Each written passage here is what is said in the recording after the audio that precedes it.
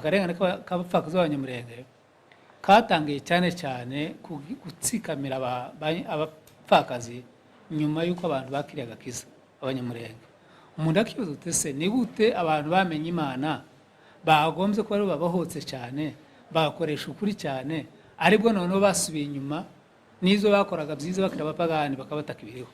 Reka twongere tubahe ikaze inshuti mukurikira Icyizere TV umunsi ku wundi.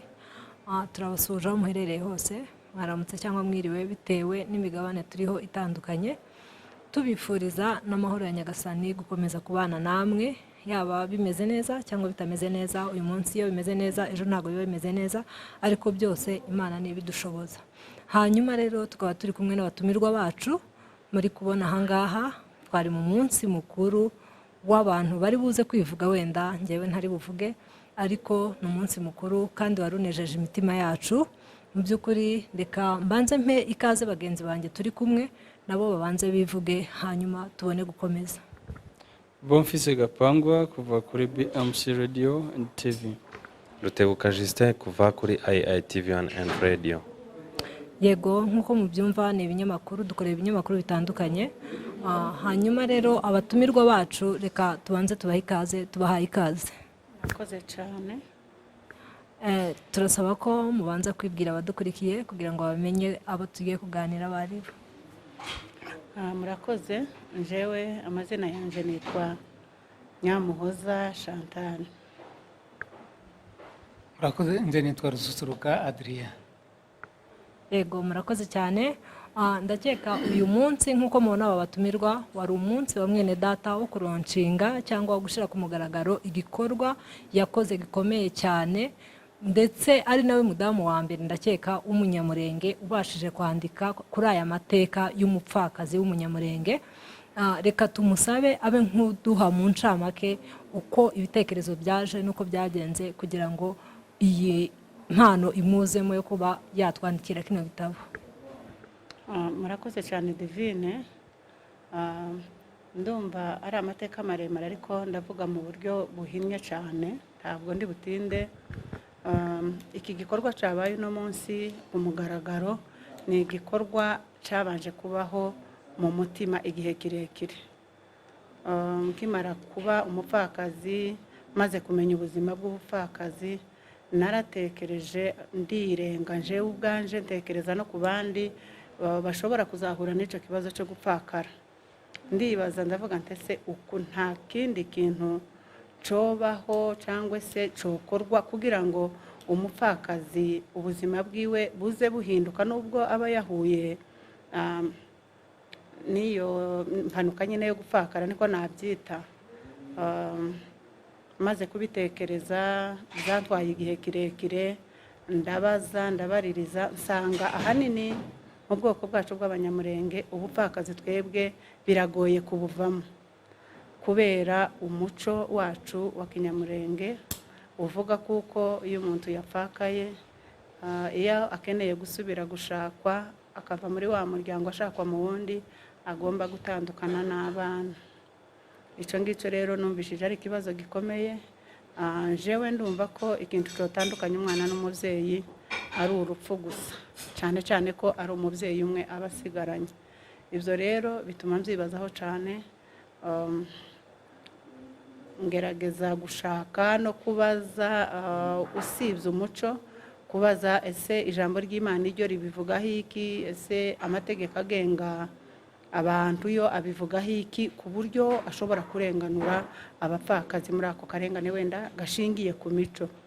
Hanyuma rero urwo rugendo rwose uyu munsi nibwo narushoje, maze kwisunga abantu batandukanye, kubaza ndetse no kwegera ababihugutsemo, nshobora kwandika igitabo kitanga umuco. Nasanze bishoboka, nandika igitabo gitanga umuco kuko bishoboka ko umupfakazi yakwinjira muri uwo mwanya ariko hakiriho ibyiringiro by'uko ashobora kuwuvamo agahindura ubuzima. Murakoze. Murakoze cyane. Reka mbanze nshimire Divine kuva ku Cyizere TV watuyoboye muri kiganiro, kandi nsaba n'abari buze gukurikira BMC kuba bashikiriye umunyamakuru musha twakiriye. Ni umudamu umwe nawe mu bapfakazi b'abanyamurenge ariko wagize ubutwari bwo kwinjira muri uyu mwuga, bityo abaza kuri iki kiganiro musure Icyizere TV kandi mu musapotingi. Nta bibazo byinshi ndi bubaze kuko uyu muhango wenda bimwe mu byavuzwe muzagenda mubibona kuri BMC no ku bindi binyamakuru twabanye, ariko nabaza umubyeyi Nyamuhoza kuko twaganiriye kenshi, izi ni inzozi cyangwa ni umutwaro wagize kuva kera, uyu munsi inzozi zawe zabaye impamo kuko wabishyize ku mugaragaro. Ni gute wabyakiriye, n'iki wabwira abanyamurenge bashaka kugezaho ubwo butumwa igihe kirekire? Urakoze cyane Gapangwa, kuko bivuze koko wewe tugendanye urugendo rutari rugufi muri ibi biganiro bivuga ku bapfakazi. Rero kuba uyu munsi ngeze kuri iki gikorwa cyo kuba igitabo cyasohotse nawishimiye cyane, kuko cyari gisanzwe kiri mu mutima ariko kitaraja ku mugaragaro, kandi biri ku mutima bibonwa na nyirabyo. Rero nishimye cyane. Ahasigaye rero nkaba numva icyo nasaba kominote yacu y'abanyamurenge ni ukugisoma, ni ugusoma icyo gitabo kivuga ku karengane k'abapfakazi. Kirimo ubuhamya bwabo, kirimo ubushakashatsi butandukanye mu bintu, mu muco, mu mategeko, mu ijambo ry'Imana. Ibyo byose birimo n'umuti kuri ako karengane k'abapfakazi. Birashoboka cyane ko igihe cyo kurengana gishobora gushira, hakabaho uwundi muco mwiza, abantu babiganiriyeho, babihurijeho, babihaye umwanya. Birashoboka cyane. Rero nabararikiraga ko twasangira ibitekerezo hamwe n'ibyanyu, hanyuma tukareba icyo twakora kugira ngo ako karengane gashire. Murakoze cyane. Reka nje ngaruke ku mupapa Adrien. Byagiye bigaragara cyane ko ushobora kuba warabaye hafi uno mubyeyi mu gihe yandikaga kino gitabo. Ese abantu barashobora kwifuza kumenya ibyo usanzwe ukora mu buzima busanzwe ndetse n'uriwe, kugira ngo wenda bize kuba ngombwa ko wiyambazwa muri iki gitabo, unaza no kutubwira uburyo mwagiteguyemo, cabuza si ibyo wamufashijemo na impact runaka wenda bishobora kuba byagira muri community. Murakoze cyane. Nguko nababwiye nitwa Rususuruka Adrien, ndi umupasitori, tuye Kasarani hano muri Kenya, nkaba nsengera muri Release International Mission, ariko kandi nkaba mu mashuri nize, ndi umunyamategeko, kandi nabikoze mu myaka itari mikeya, ku buryo experience mbifitemo yamfashije kugira ngo nashobore kuba nafasha abandi. Amagambo makeya niyambajwe mu rwego rw'umupasitori mu ijambo ry'Imana n'umunyamategeko, kuko akarengane k'abapfakazi ni ijambo rikora ku mategeko rigakora no ku ijambo ry'Imana, kuko Imana ubwayo ntikunda abarenganya, nayo ntizirenganya. Amategeko nayo ntashyigikira abarenganya, kuko nayo ntarenganya. Murakoze. Yego, rero wadusangiza ku byo wabashije gutanga nk'uruhare rwawe umunyamategeko ndetse ukaba n'umwungeri w'intama. Ese ni uwuhe musanzu wawe wagaragaye muri kino gitabo? Icyo wabashije gufasha cyane ni iki? Murakoze cyane. Icyo nashoboye gufasha sinzi nimba ari byinshi, ariko kandi si bikeya. Icya mbere ni uko nabaye hafi y'abapfakazi, kubera ko muri Nairobi kuva tumenyanye nabo babayoboye, twashoboye kubana nabo mu bitekerezo, mu kubagira inama, kubaba hafi, ndetse no mu mahugurwa menshi twagiye dukora. Ikindi muri iki gitabo noneho namenyeyeho byinshi muri ayo mahugurwa twagiye dukora n'abapfakazi, menyaho akarengane kenshi ku buryo burambuye, mu buryo buri pratique mu miryango yacu y'abanyamurenge, kubera ko abapfakazi niyo babamo. Menya noneho akarengane n'ingaruka zako ku buryo burambuye. Noneho uyu mubyeyi Nyamuhoza aniyambaje kugira ngo mufashe mu kwandika kino gitabo. Icyo nafashijeho cyane ni uko numvaga cyane uburemere bafite, noneho nabuhuza n'ubumenyi mfite mu mategeko ndetse no mu ijambo ry'Imana.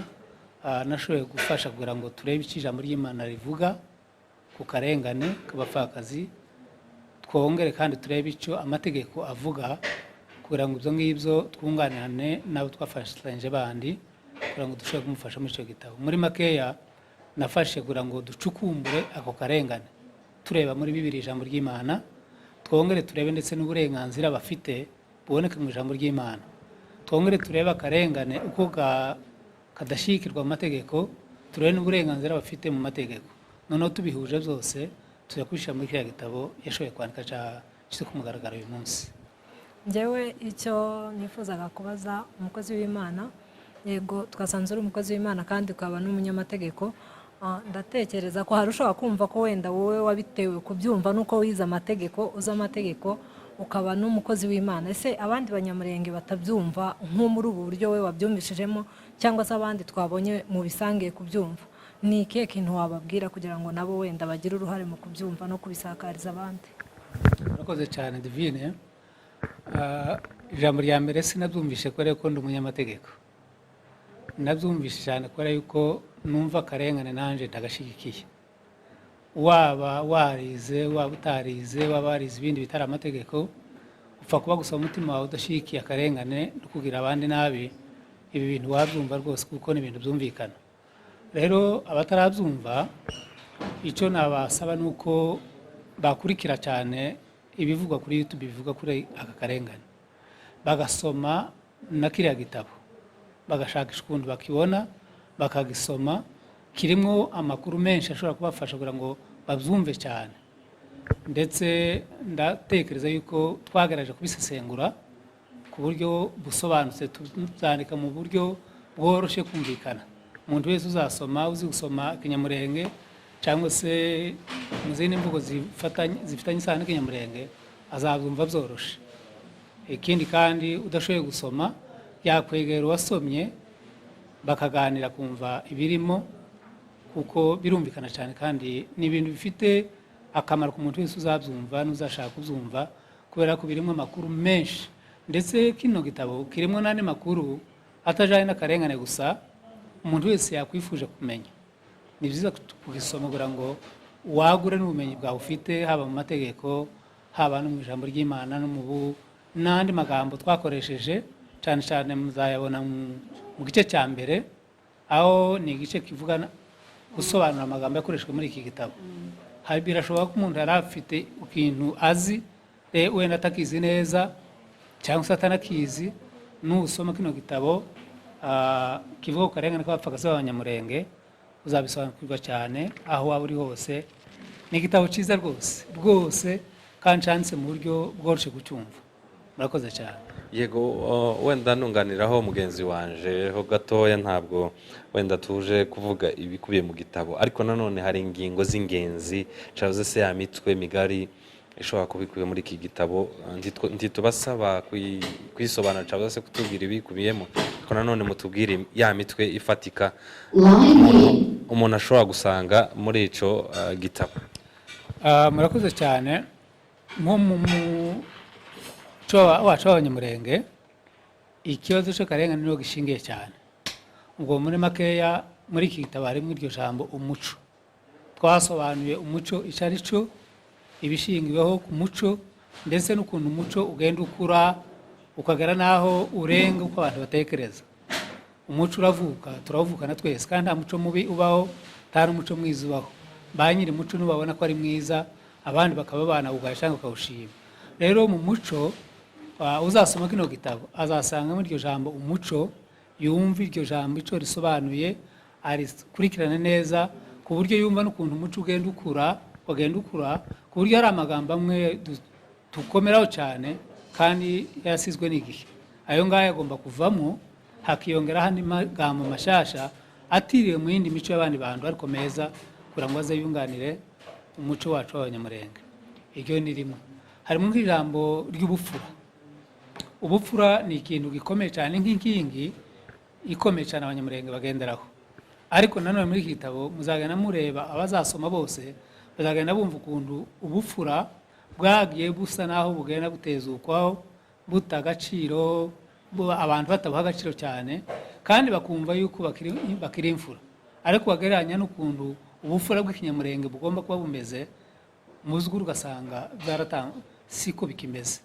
ubwo naryo ni ijambo riri muri iki gitabo risobanuye neza ukuntu abantu bagomba kuzabyumva neza bakabigira bakabisobanukirwa kandi bakabishyira mu bikorwa.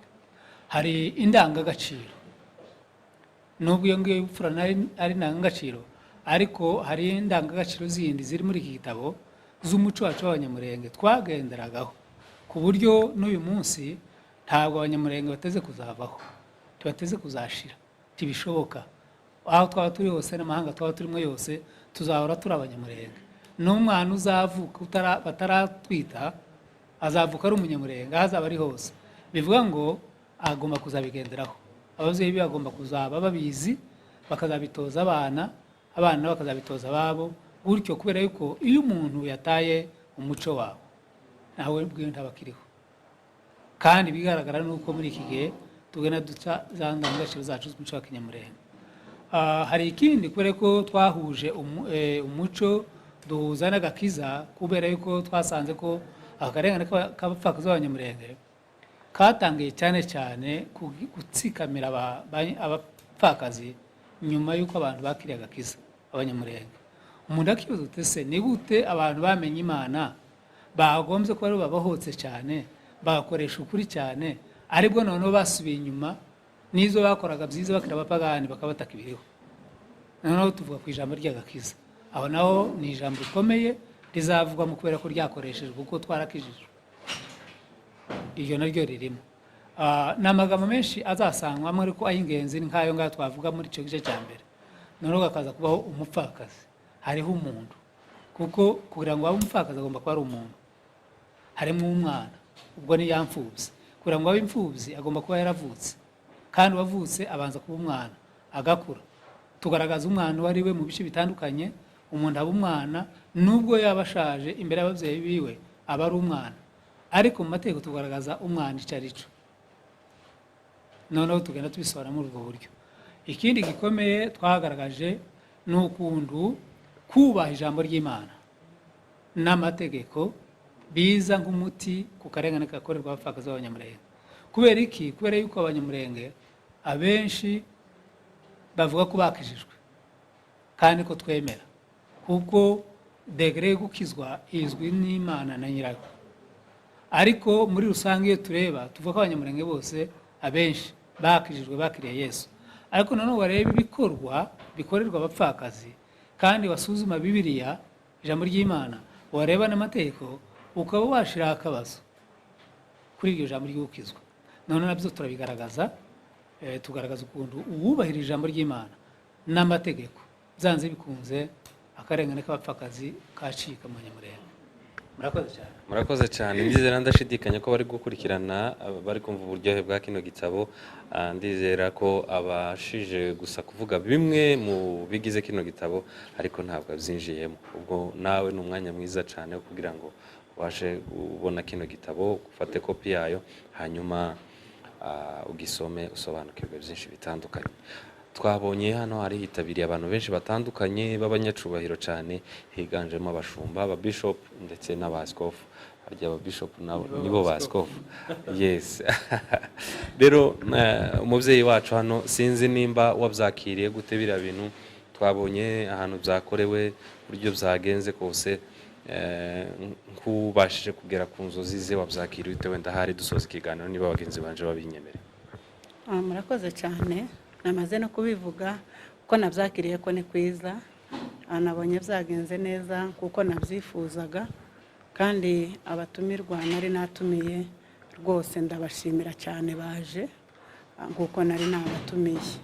Rero byanejeje cyane, kandi mu kubatumira byari bifite impamvu, nuko ari abantu bavuga ari kijana mu bwoko bwacu.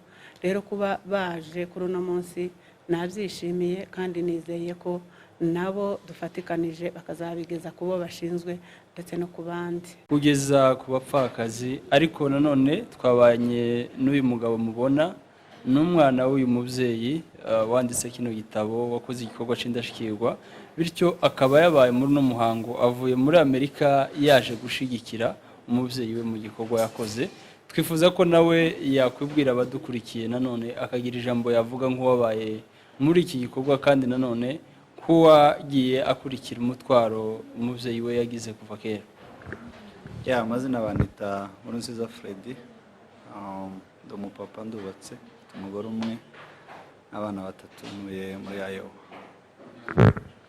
nagira ngo tubwire uko wabonye iki gikorwa umubyeyi wawe yagize kuva kera kikaba cagize ku musozo.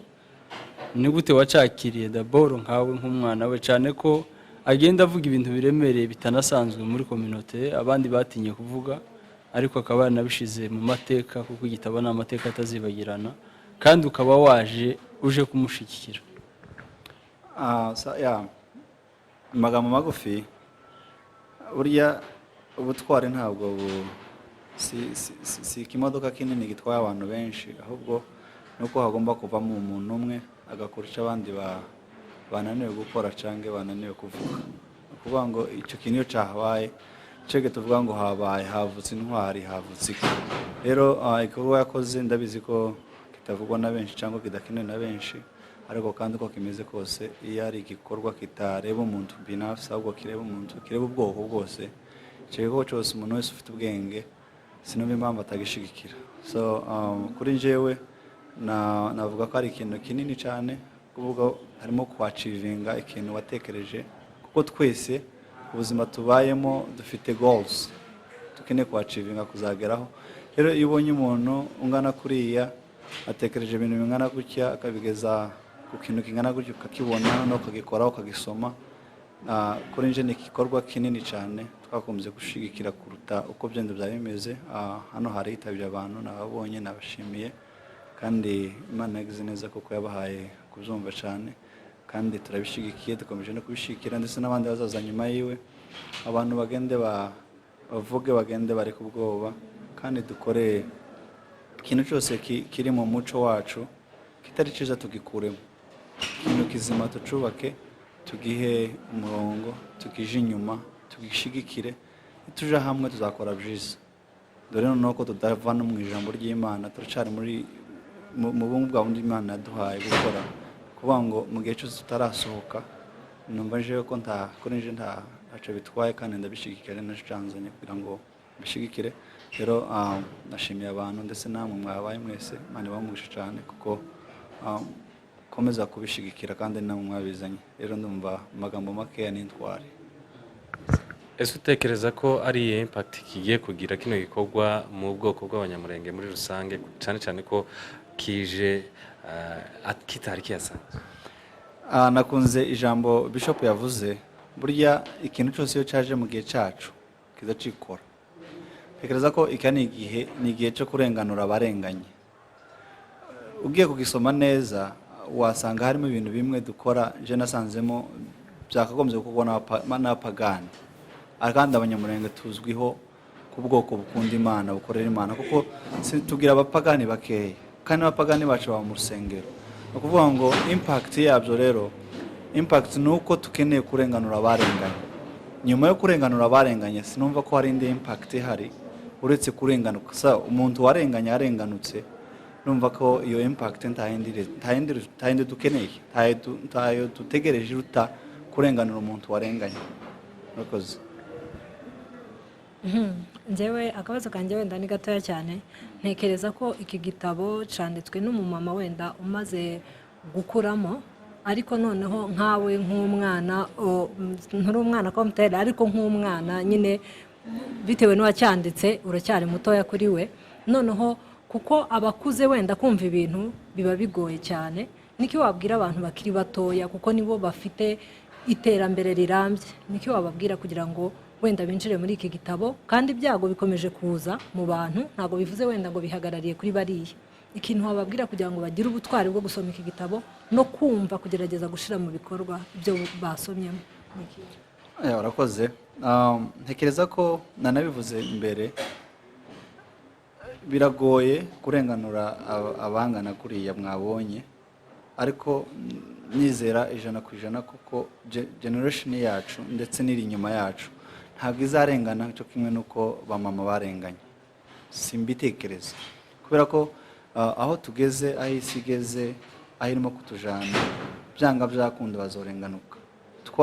either tubikunde either tureke kubikunda, byanga byakunda mu nzira ntazi uko uzaba imeze, byanga byakunda bazarenganuka.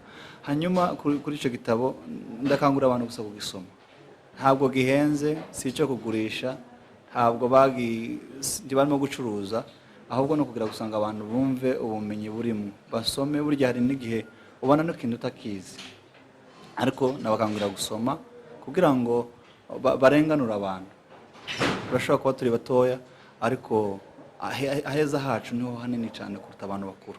Rero ndakangurira abantu bataragisoma bakiri batoya kugisoma, ndetse n'abantu babirimo bakabivamo, baba barenganya abantu bagende babireke, kuko ntabwo ari umuco mwiza. sawa, murakoze abadukurikiranye, reka tubashimire. Dushimire n'aba batumirwa bacu baduhaye uyu mwanya. Murananiwe n'ibintu byinshi mwiriwemo, ariko kuba mwaduhaye umwanya ni iby'agaciro cyane. Reka dusoze twifuriza abantu amahoro ya Nyagasani gukomeza kuganza. Murakoze.